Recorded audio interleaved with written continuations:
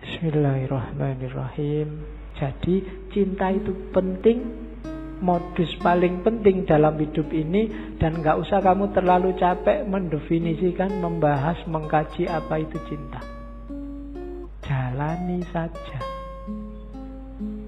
Gak usah kamu tanya, Pak, definisinya cinta apa? Ciri-cirinya apa? Jenis-jenisnya apa saja? Itu tidak terlalu penting, katanya Rumi.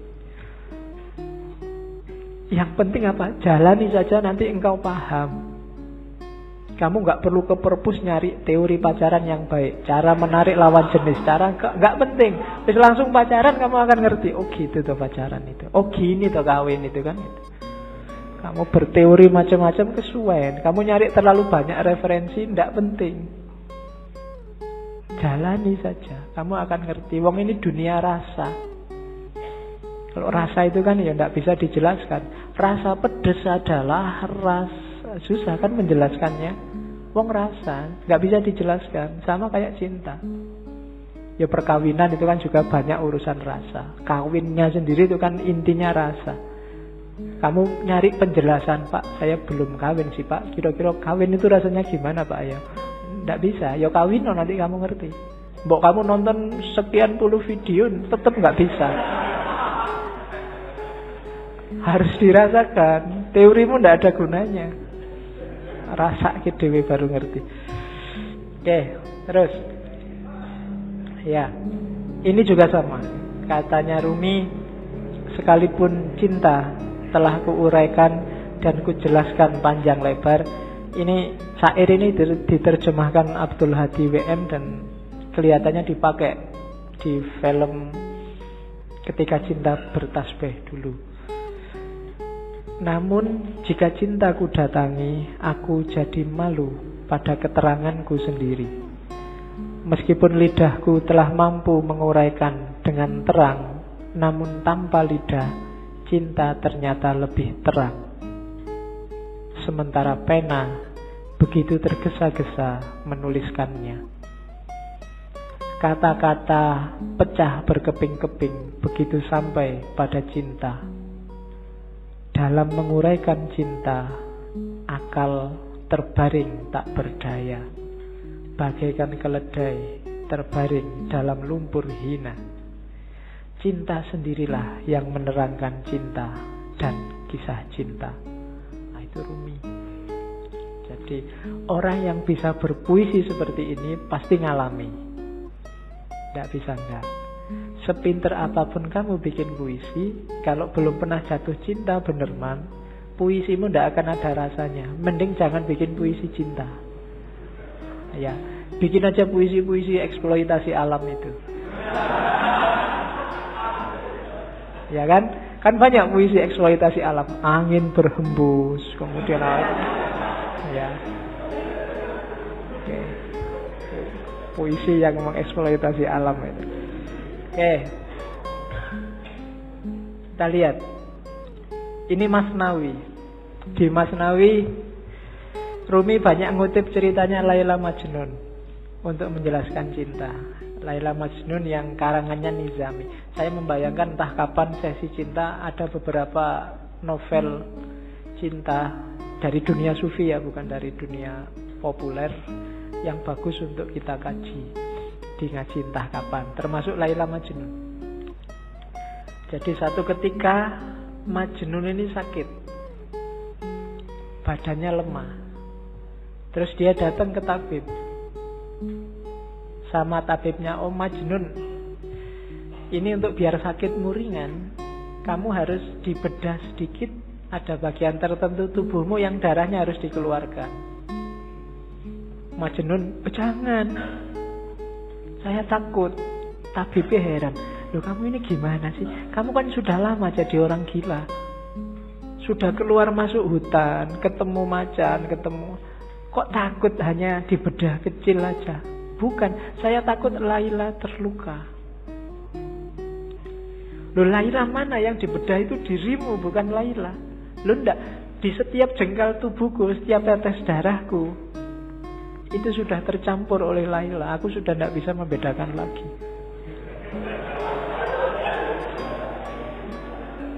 Kamu ketawa, kau yang duwe pacar, woy.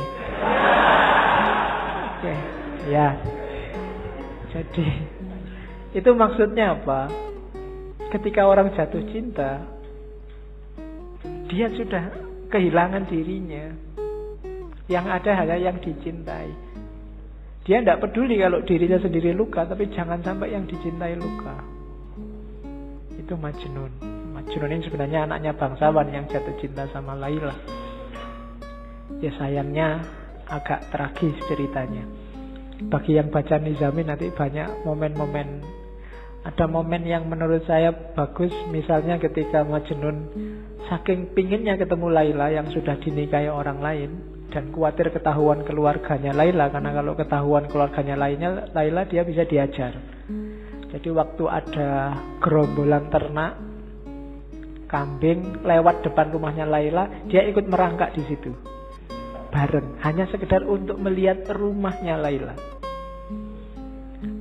Oke, itu Majnun. Nanti banyak momennya yang bagus dan banyak dipakai oleh Rumi. Cuma Rumi bikin cerita sendiri, hanya tokohnya Laila sama Majnun, dengan ilustrasi besarnya cinta Laila sama Majnun, besarnya cinta Majnun sama Laila, dan sebaliknya. Jadi Rumi ingin bilang bahwa tanda-tanda bahwa kamu jatuh cinta beneran adalah ketika kamu tidak lagi egois, tidak lagi mikir keuntunganmu apa. Sama Allah juga begitu. Kalau kamu masih ngitung-ngitung untungnya apa, belum ikhlas sejati, masih belum tanda-tanda cinta. Orang yang cinta itu disuruh apa aja iya, dan gak minta balasan. Disuruh sholat duha, iya sholat duha. Disuruh ngaji, iya ngaji. Gak usah mikir kalau sholat duha itu nanti rezekinya bisa langsung datang. Gak usah. Itu berarti masih ngitung-ngitung balasan. Barang siapa membaca surat Al-Waqi'ah setiap malam Jumat, maka itu berarti masih mikir reward, masih dagang sama Allah. Bukan salah, cuma levelnya masih belum level cinta. Kalau level cinta, ngaji ayo, disuruh baca Waqi'ah ayo 3 kali tidak apa-apa, baca Yasin 10 kali tidak apa-apa. Tidak mikir kalau 10 kali balasannya maka ini, kalau ini enggak. Kalau masih itu masih dagang. Kalau masih dagang belum cinta. Kalau cinta tidak mikir balasannya apa. Kenapa? Karena kamu sudah melupakan dirimu. Yang kamu ingat hanya yang kamu cintai. Yang penting Allah senang, Allah rela. Waktunya enak-enaknya orang tidur, aku bangun. Kenapa? Allah senang yang kayak gini. Waktunya orang cepat-cepat berangkat kerja, aku sholat dulu, sholat duha. Kenapa? Allah senang yang kayak gini. Bukan karena tak sholat dulu nanti biar rezekiku lancar, biar masih ada reward yang kamu pikir, masih mikir balasan.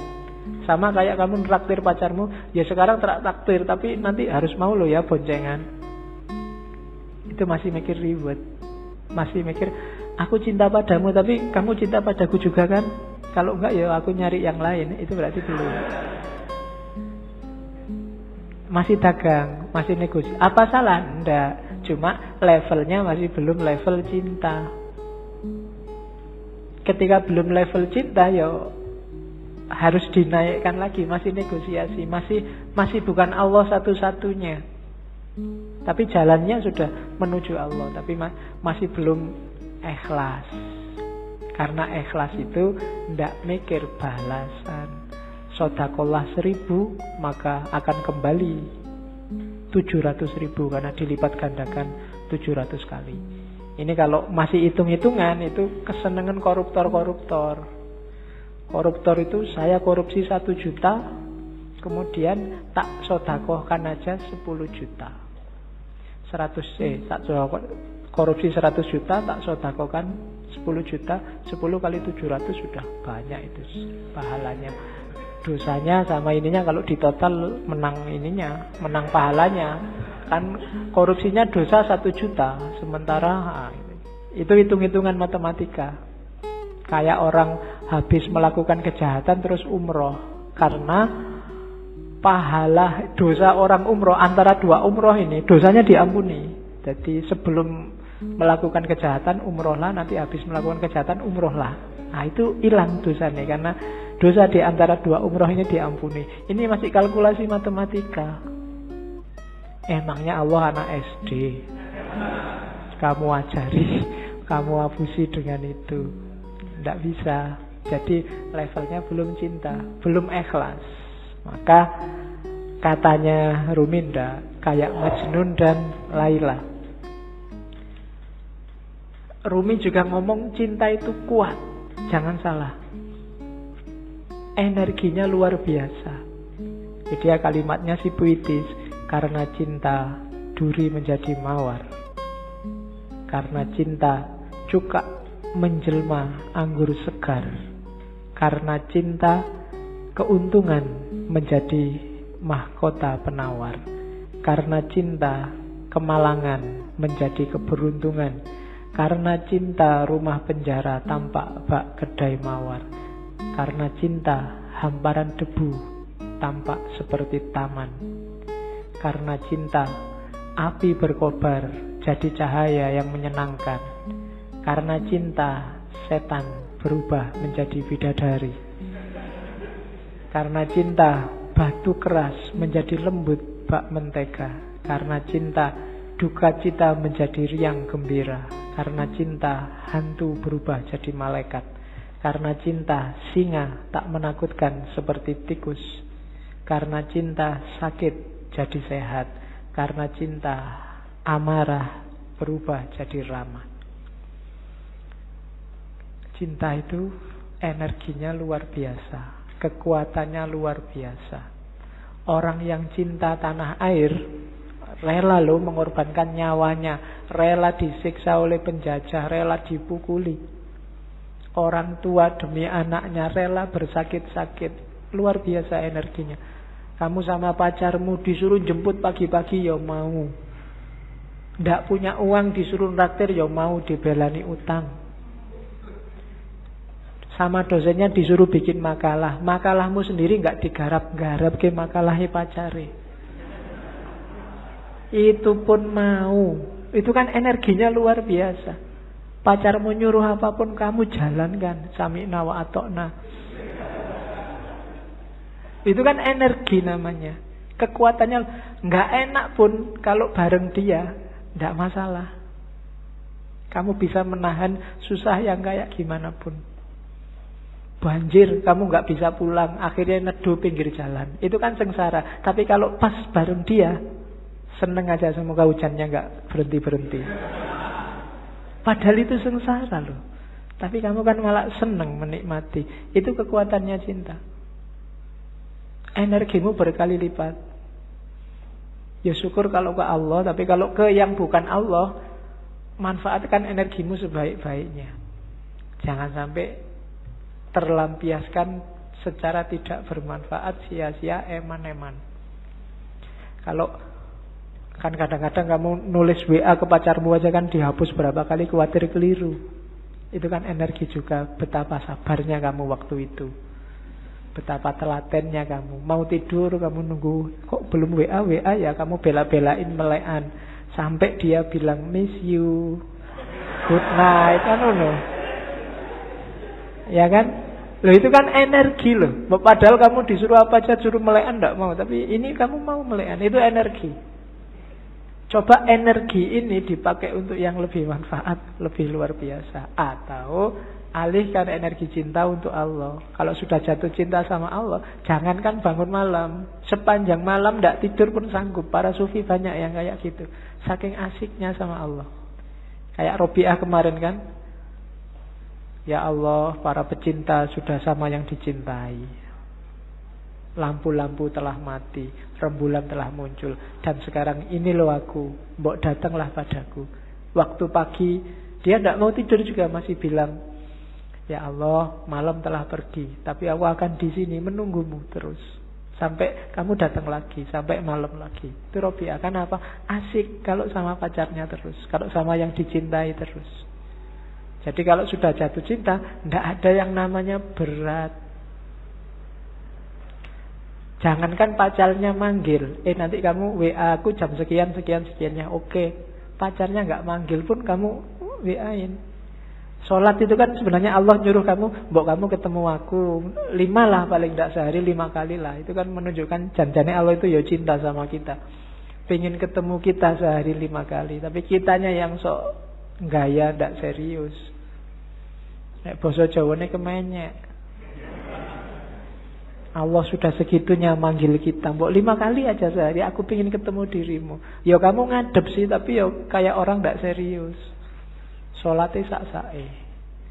Tidak ada yang sholatnya bertahan 5 menit aja, 3 menit lah sama teman. Tidak juga. Sholatmu mesti cepet. Gusti Allah baru mau menatap wajahmu, loh sudah selesai.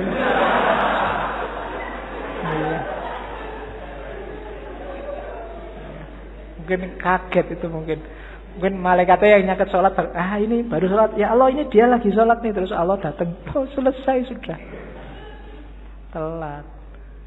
Dan itu Allah sabar ya, Allah masih mau, ya besok datang lagi 5 kali, tak tunggu. Cuma kamunya yang gak serius, sambil ngadep tapi hatimu ndak di situ, hatimu kemana-mana. Allah yang ngerti, cuma saking sayangnya Allah sama kita. Kalau Allah ndak sayang, kamu sudah disentil sejak lama. Oke, jadi cinta itu energinya besar, kuat. Ada contoh lagi. Gimana caranya biar kamu bisa lebih dekat sama Allah? Analoginya Laila Majnun lagi saya ambil. Jadi satu ketika Majnun ini ingin ketemu Laila, maka dia naik onta betina. Sayangnya onta betina ini ontanya baru saja melahirkan. Jadi masih sayang-sayangnya sama anak onta. Akhirnya ontanya itu maju sebentar, tapi mundur lagi karena anaknya siapa yang nungguin. Maju lagi, mundur lagi. Akhirnya Majnun nggak nyampe rumahnya Laila. Harusnya 3 hari nyampe, ini bisa berbulan-bulan. Akhirnya Majnun sadar, wah yang keliru aku ternyata. Sudah saatnya katanya Majnun onta, aku keliru, ngapain aku kok bersandar padamu. Karena menunggangi dirimu, maka aku sekarang jalan di tempat. Maka sekarang goodbye. Tidak usah naik dirimu lah, tidak usah mengandalkan dirimu, aku akan datang langsung pada Allah. Saat itu ceritanya Majnun langsung loncat dari onta dan jatuh, kakinya patah. Cuma saking rindunya sama Laila, kakinya patah nggak masalah. Akhirnya tubuhnya digelundungin. Jadi gelundung-gelundung sampai rumahnya Laila. Ya, oke. Dan sebenarnya ini isyarat-isyarat. Onta itu kayak dunia. Nggak mungkin kita bisa cepat ketemu Allah kalau beban dunia sangat memberati hidup kita. Kalau kita sibuk luar biasa oleh hal-hal yang tidak ada hubungannya sama kedekatan sama Allah. Jalannya cuma 2. Semua yang di sekelilingmu kamu ajak mendekat ke Allah, atau kamu tinggal. Jadi kalau enggak, kamu enggak akan nyampe-nyampe ke Allah. Kamu punya pacar, ini dia jadi penghalangmu untuk dekat terus sama Allah. Alternatifnya 2, ajak dia untuk bareng-bareng mendekat ke Allah atau tinggal. Nyari lagi susah Pak. Ya, itu berarti dunia menghambatmu. Mungkin nilai, mungkin pekerjaan, mungkin kuliah, mungkin apalagi target-targetmu yang lain. Ini bebanmu. Semakin banyak bebanmu, semakin lambat kamu sampai pada Allah. Kecuali semua beban ini kamu ajak juga mendekat ke Allah. Kalau tidak, buanglah. Kok kuliah bikin kamu tidak setia lagi sama imanmu, bikin kamu tiap hari curang, tiap hari maksiat, misalnya gara-gara kuliah. Entah dari sisi apanya. Alternatifnya 2, ilahikan kuliahmu atau tinggallah kuliahmu. Itu rumusnya Rumi. Kalau enggak, kamu kayak unta betina tadi, maju 3 langkah, mundur 3 langkah. Saat ini semangat sufinya berkobar-kobar, tapi lain, tapi kalau gini ya saya enggak punya pacar nih Pak, mundur lagi. Kalau kayak gini nggak bisa kumlot deh Pak, mundur lagi. Terus begitu. Maka tinggallah unta betinamu. Meskipun kamu berat sampai harus gelundung-gelundung kayak tadi. Ya memang berat meninggalkan dunia. Tapi kalau enggak, ya kamu nggak nyampe-nyampe. Nggak bisa ilaihi roji'un. Nafasmu nggak akan mutmainah. Itu bahasanya Rumi. Lepaskan ikatan yang membelenggu jiwamu. Bebaskan dirimu. Selama ini kamu diperbudak harta. Kilauan emas dan perak membuat matamu tertutup. Kamu ingin memiliki dunia. Kamu ingin mengisi cawanmu dengan seisi lautan. Apa gunanya? Perhatikan tiram. Dia mengisi diri dengan air secukupnya. Dan dia bisa melahirkan mutiara. Isilah dirimu dengan air kasih. Kasih yang bisa mengobati segala macam penyakit. Kasih yang bisa menaklukkan keangkuhan. Kasih yang bisa memabukkan Musa di atas bukit Sinai. Jadi dunia ya cuma ambil secukupnya saja. Jangan dimabuk oleh dunia. Jangan terikat oleh dunia. Contohlah tiram katanya. Tiram itu ngambil air yang paling bagus, dimasukkan dalam dirinya. Nggak usah banyak-banyak, secukupnya saja. Pada saatnya air ini akan jadi mutiara. Dunia juga begitu. Ambil secukupnya saja, sebutuhmu saja. Setelah itu jalankan tugasmu yang sejati di dunia ini. Kembali pada Allah. Kalau terlalu banyak, kamu tidak akan kuat berjalan. Jangan tertipu oleh dunia. Jadi maunya Rumi itu. Semakin berat beban duniamu, ya semakin kamu lama dekatnya sama Allah. Ya boleh masing-masing muhasabah ya. Hari ini itu urusanmu apa saja sih? Kalau nanti pulang ke rumah boleh nyari kertas sama pulpen. Kamu sekarang apa saja yang kamu urusi? Mungkin nomor 1 kuliah, nomor 2 pekerjaan, nomor 3 apa aja urusanmu. Terus yang dunia-dunia ini, yang urusan akhirat sekarang urusanmu apa saja? Coba deh. Nanti di prosentase besar mana? Jujur ya, tapi nggak boleh dibaik-baikin, wong nggak ada yang nilai. Jujur untuk dirimu sendiri. Nanti kalau prosentasenya kok lebih besar yang dunia, sementara yang akhirat terbengkalai, kurangi bebanmu. Karena jangan khawatir. Kalau kita punya Allah, dunia seisinya jadi milik kita. Allah yang lebih ngerti. Tidak usah capek-capek kamu mikir. Tapi kalau dunia kamu ikut mikir, ya sudah. Mungkin Allah, ya sudah kamu bisa mikir, ya pikirin dewe. Jadi berusahalah ambil secukupnya. Makanya agama di banyak ayat Al-Quran itu bilang wala tusrifu. Untuk urusan dunia jangan berlebihan. Butuhmu berapa, ambil itu secukupnya sebagai bekal untuk kembali ke Allah. Wong kita ini di dunia ini tamu. Datang sebentar nanti kembali lagi. Tamu gak usah mikiri mengambil semua barang punyanya tuan rumah. Sebutuhnya saja.